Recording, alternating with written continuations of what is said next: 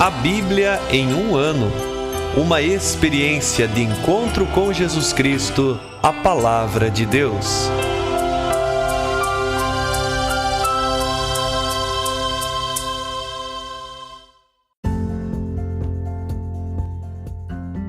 Olá, eu sou Yuri, seminarista da Diocese de Ponta Grossa, Paraná. Você está ouvindo o podcast A Bíblia em um ano. Usando um plano de leitura cronológico, vamos ler a Bíblia inteira em 365 dias, descobrindo como a história da salvação se desdobra e se atualiza em nossas próprias vidas e na vida da Igreja. Estamos usando a Bíblia Católica com a tradução oficial da Conferência Nacional dos Bispos do Brasil. Você pode baixar o plano de leitura completo por meio de um link que você encontra na página do Instagram abiblia.emumano ou no facebook.com/seminariopg. Inscreva-se nesse podcast por meio da plataforma que preferir para receber as notificações diárias dos novos episódios.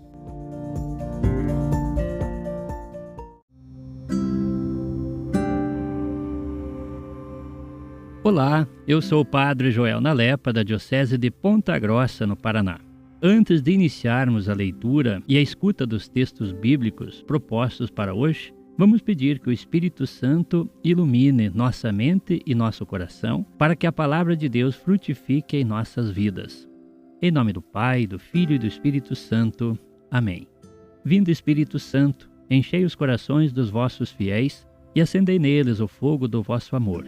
Enviai o vosso Espírito, e tudo será criado, e renovareis a face da terra. Oremos. Ó Deus, que instruístes os corações dos vossos fiéis com a luz do Espírito Santo, fazei que apreciemos retamente todas as coisas, segundo o mesmo Espírito, e gozemos sempre de sua consolação. Por Cristo nosso Senhor. Amém.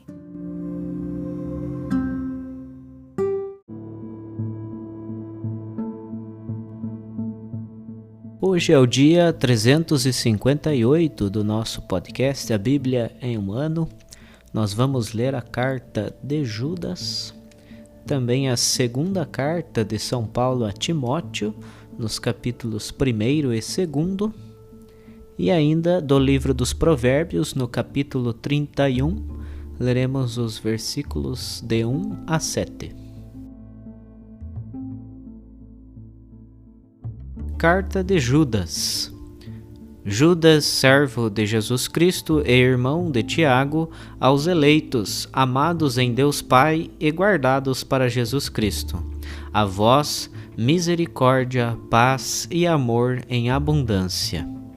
Amados, estando todo empenhado em escrever-vos a respeito da nossa comum salvação, senti a necessidade de mandar-vos uma exortação a fim de lutardes pela fé que foi transmitida aos santos, uma vez para sempre.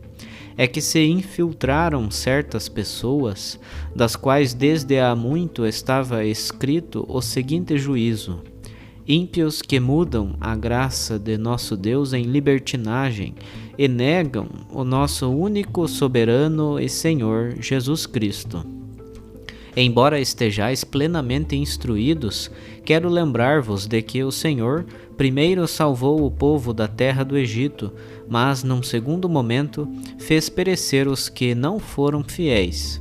E os anjos que não conservaram a sua dignidade, mas abandonaram a própria morada, ele os guardou presos em cadeias eternas, debaixo das trevas, para o juízo do grande dia.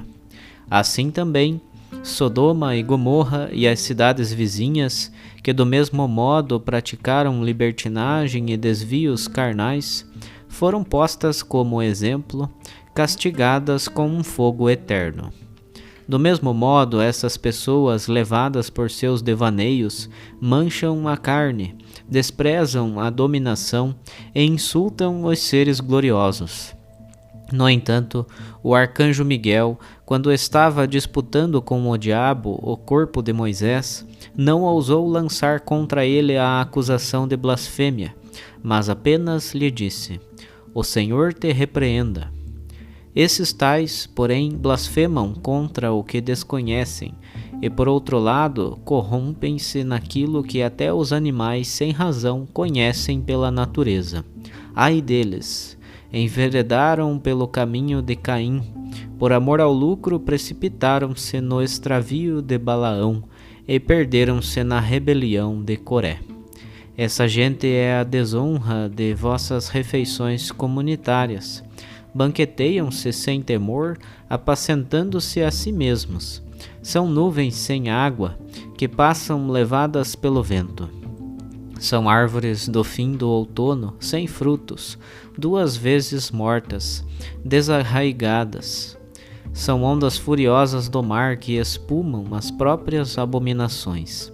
Estrelas errantes, às quais é reservado para sempre o turbilhão das trevas.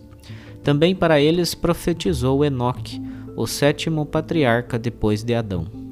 Eis que veio o Senhor com milhares de seus santos para exercer o juízo contra todos e para denunciar todos os ímpios a respeito de todas as impiedades que cometeram e dos insultos que, como ímpios pecadores, proferiram contra ele. São murmuradores descontentes que andam ao sabor de suas paixões. A sua boca fala com arrogância e por interesse adulam os outros.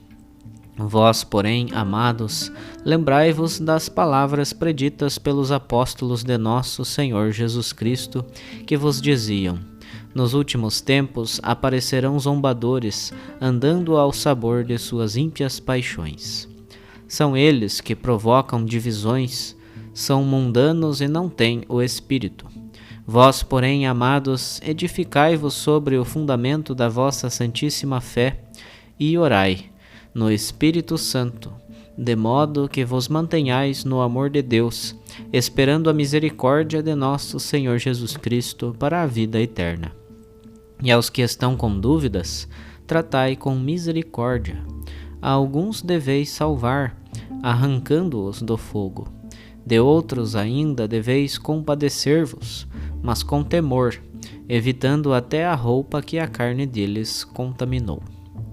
Aquele que é capaz de guardar-vos sem pecado e de apresentar-vos irrepreensíveis e jubilosos perante a sua glória, ao Deus único que nos salva por meio de Jesus Cristo nosso Senhor, glória, majestade, domínio e autoridade, desde antes de todos os séculos, e agora e por todos os séculos. Amém.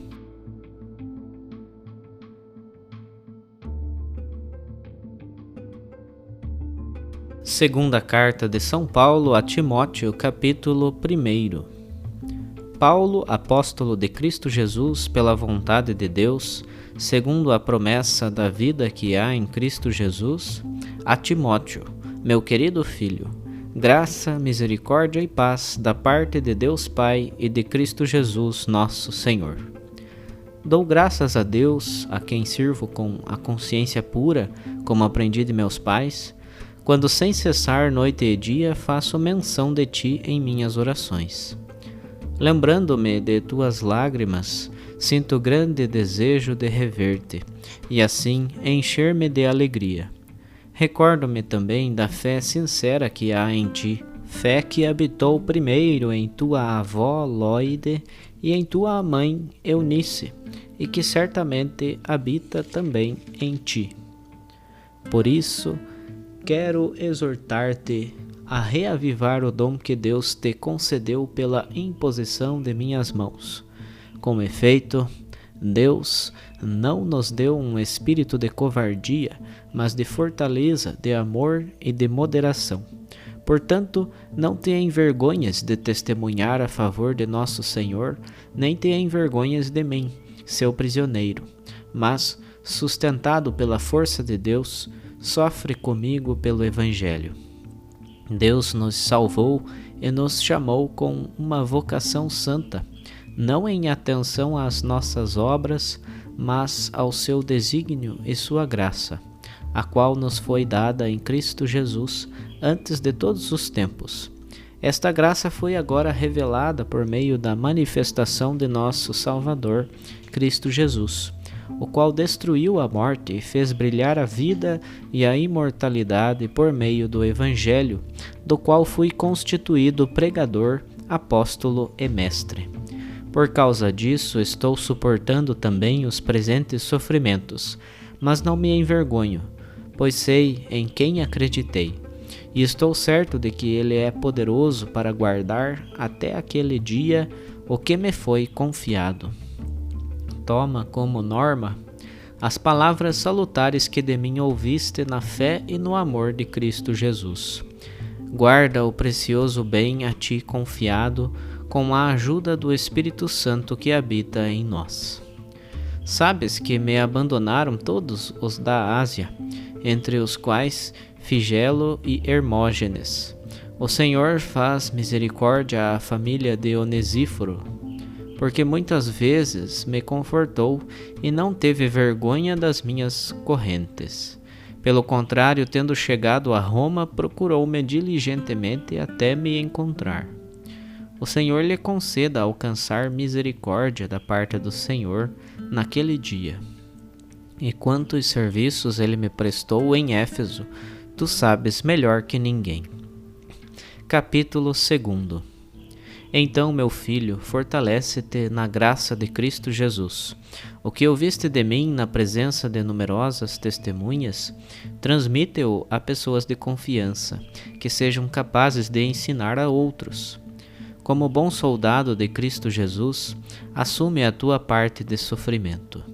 Ninguém que esteja engajado no serviço militar envolve-se nos negócios da vida civil, caso deseja agradar a quem o alistou. Igualmente, o atleta, na luta esportiva, só recebe a coroa se lutar segundo as regras. O agricultor, que enfrenta o trabalho duro, deve ser o primeiro a participar dos frutos. Entende bem o que estou dizendo. Aliás, o Senhor te fará entender tudo isso. Lembra-te de Jesus Cristo, descendente de Davi, ressuscitado dentre os mortos, segundo o meu evangelho, pelo qual eu tenho sofrido até ser acorrentado como um malfeitor. A palavra de Deus, porém, não está acorrentada. Por isso, tudo suporto, por causa dos eleitos, para que eles também alcancem a salvação que está no Cristo Jesus, com a glória eterna. É digna de fé esta palavra. Se morremos com ele, também com ele viveremos. Se resistimos com ele, também com ele reinaremos. Se o negarmos, ele também nos negará. Se lhe somos infiéis, ele, no entanto, permanece fiel, pois não pode negar-se a si mesmo. Recorda essas coisas, conjurando diante de Deus que se evitem contendas de palavras. Estas não têm nenhuma utilidade, servindo apenas para a perdição dos que as ouvem. Esforça-te por te apresentares a Deus como homem provado, como operário que não tem que se envergonhar e que comunica a palavra da verdade com exatidão. Evita as conversas fúteis, pois os que a elas se entregam progredirão cada vez mais na impiedade, e suas palavras se alastrarão como gangrena. Himeneu e Fileto são desse número. Desviaram-se da verdade, afirmando que a ressurreição já se realizou, e assim subvertem a fé de alguns. No entanto, o sólido fundamento posto por Deus continua firme, tendo esta marca: o Senhor conhece os que são dele, e afaste-se da iniquidade todo aquele que invoca o nome do Senhor. Em uma grande casa não há somente vasos de ouro e de prata, há também vasos de madeira e de barro, uns para uso nobre, outros para uso vulgar. Quem estiver puro dessas faltas será um vaso nobre, santificado, útil ao Senhor e apropriado para toda boa obra. Foge das paixões da juventude, busca a justiça, a fé, o amor, a paz com aqueles que invocam o Senhor de coração puro. Evita as discussões tolas e descabidas, sabendo que geram rixas. Ora, não convém que o servo do Senhor viva discutindo, mas que seja manso para com todos, pronto para ensinar, paciente. Com brandura ele deve instruir os opositores, pois talvez Deus lhes conceda que se convertam, reconheçam a verdade e voltem à sensatez, livrando-se do laço do diabo, que os apanhou e sujeitou à sua vontade.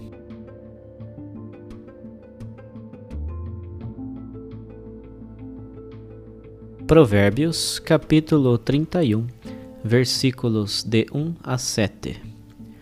Palavras de Lamuel, rei de Massá, que lhe foram ensinadas por sua mãe. Que te direi, meu filho? Que te direi, filho de minhas entranhas? Que te direi, filho de minhas promessas? Não entregues tua fortuna às mulheres, nem a tua conduta àquelas que destroem os reis. Não convém aos reis, ó Lamuel, não convém aos reis beber vinho, nem aos magistrados gostar de bebida inebriante, porque ao beberem esquecem-se dos julgamentos e pervertem a causa de todos os pobres. No entanto, dai bebida inebriante ao moribundo e vinho aos amargurados, que eles bebam e esqueçam-se da sua indigência e não se lembrem mais de seus sofrimentos.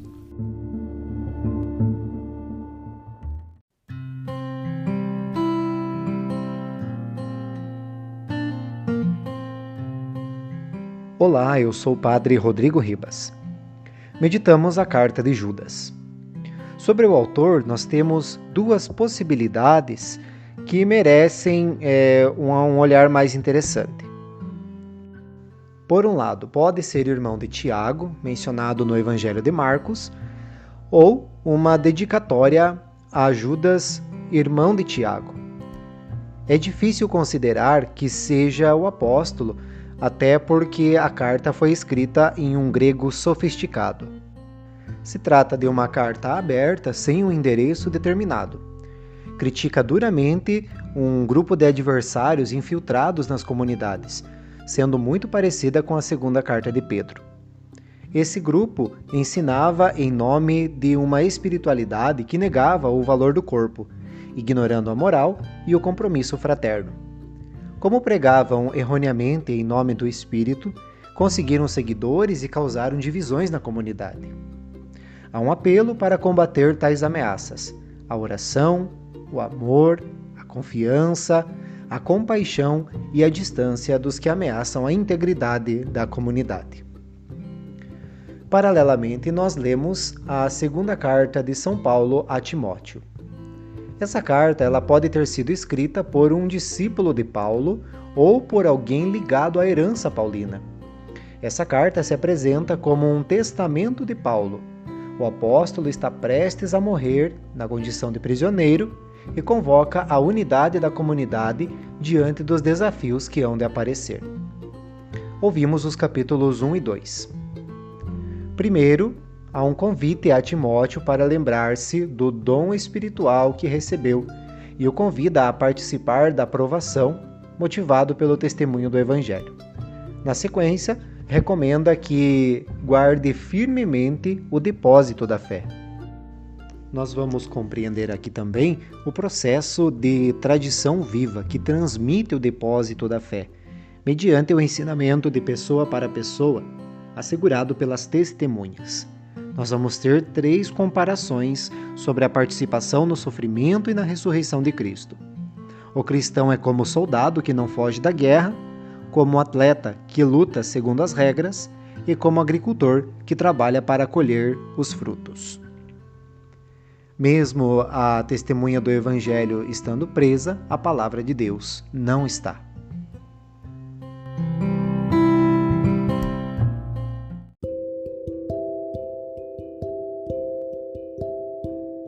Querido irmão, querida irmã, Jesus afirma a todos nós: felizes os que escutam a palavra de Deus e a põem em prática.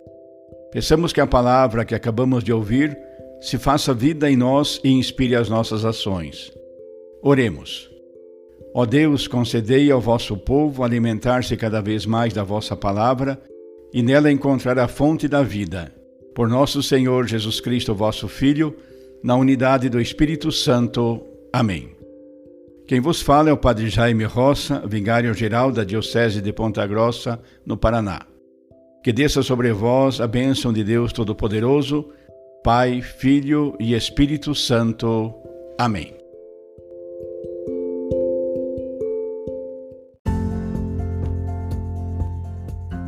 Você acaba de ouvir mais um episódio do podcast A Bíblia em um Ano. Continue nesse bom propósito de ouvir, ler e praticar a Palavra de Deus. Rezemos por todos que estão fazendo este caminho de leitura da Bíblia. Procure também participar da sua comunidade. A permissão para uso do plano de leitura The Bible in a Year com Padre Mike Schmitz e Jeff Kevins foi concedida por Ascension. A versão original pode ser baixada em ascensionpress.com. Todos os direitos desse plano estão reservados à Ascension. Os demais conteúdos do podcast não são criados, revisados ou apoiados por Ascension. Até amanhã!